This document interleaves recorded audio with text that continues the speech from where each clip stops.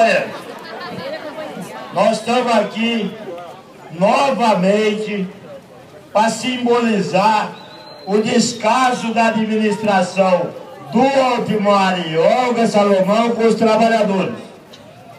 Esse gesto, companheiro, esse gesto é simples. O prefeito precisa entender que terra não enche a barriga de trabalhador. Que terra não faz bem para a população. Além do mais, companheiro, ele vive dizendo que não tem dinheiro para investimento. É mentira, companheiro.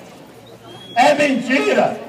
Então, nesse gesto, nós queríamos deixar claro para a população, para os servidores de Rio Claro, que nós não queremos somente obra, nós queremos comida para comer, nós queremos condição de trabalho.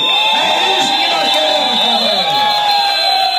É isso que nós queremos. Nós queremos que o prefeito entenda que o servidor satisfeito é melhor para a população do que um monte de terra que está parado aqui, companheiro.